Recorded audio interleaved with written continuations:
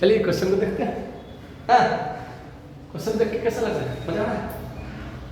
बनेगा कुछ टफ से ही बनने का लगता है, कुछ टफ ही बनेगा, इजी में तो बनने वाला है नहीं।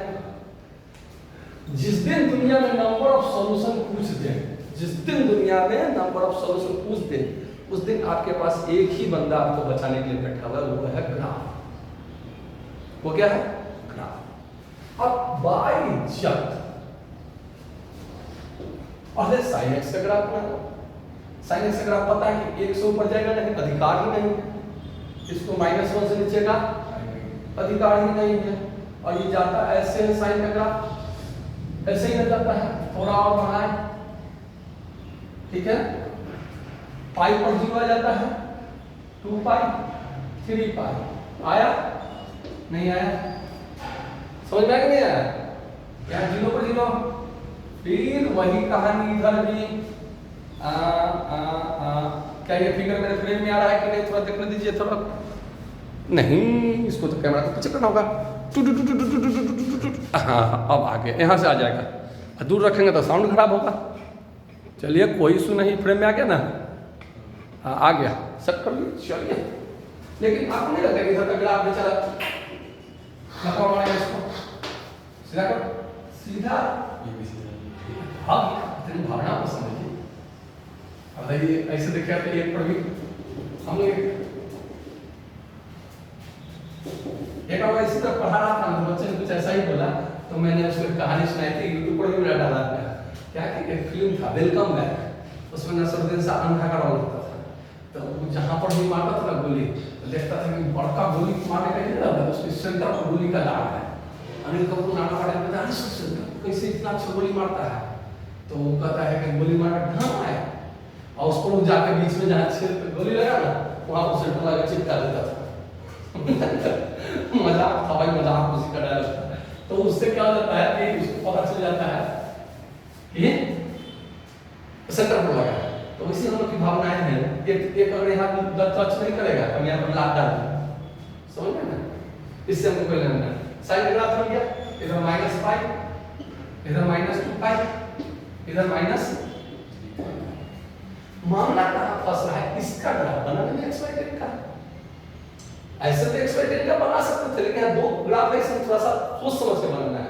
एक्स वाई टेन का मतलब क्या है?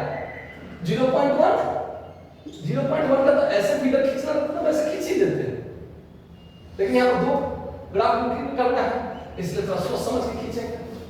समझ में? तो ऐसे खींचने के लिए अगर हम चाहें तो फटाक से यहाँ खींच देंगे। मेरे पास तरीका है, लेकिन हम एग्जैक्ट चाहेंगे कि एग्जैक्ट कैसे खींचे। x का वैल्यू किसी दिन 0 रख सकते हैं, वही 10th क्लास वाला। x का वैल्यू 0 रखेंगे 0, 10 रखेंगे तो क्या आएगा? 1, -10 रखेंगे तो क्या आएगा? -1 आएगा कि नहीं आएगा? नहीं चलता।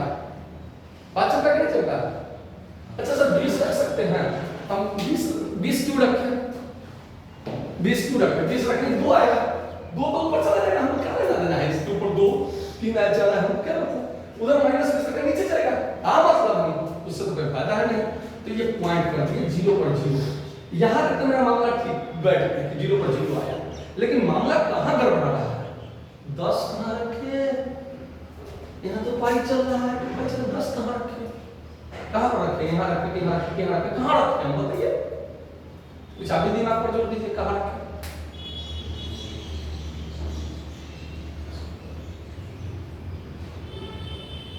नहीं पता? अच्छा, याद कीजिए, आज से 200-400 साल पहले किसी ने बताया होगा कि पाई का वैल्यू कितना है? पाई का वैल्यू 3 ये खलने गए हो क्या? 3.1। हाँ, 3.1 छोड़ दो, 3.14 को मैं 3 मान लेता हूँ थोड़ा के। 3 6 9 10 कहाँ जाएगा? बस थोड़ा सा बदल जाएगा, 1.14 होता है ना अप्रोक्सीमेटली। इस पर 1 आया तो भैया इधर भी तो यहाँ पर -1 आएगा, 0 पर 0 बाय जब इसको यहाँ से यहाँ मिला दो, मिल गया।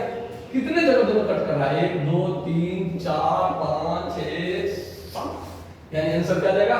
7। कष्ट खत्म, निपट गया। समझ में आया? अगर ग्राफ दिमाग में सेट रहे तो हम तो समझाया तब इतना लंबा टाइम गया, नहीं तो 30 सेकंड का क्वेश्चन है, ढाई ढाई ढाई ढाई खींच लेंगे, कहानी खत्म। अगर ये भी ट्रेन में दिक्कत है तो आपको तो पता है कि x/10 का ग्राफ कितना ऊंचाई बढ़ जाएगा, 0.1, थोड़ा 2-3 डिग्री बना के चुप से उड़ जाएगा। समझ में आया ना? बात खत्म। नोट कर लीजिए आप।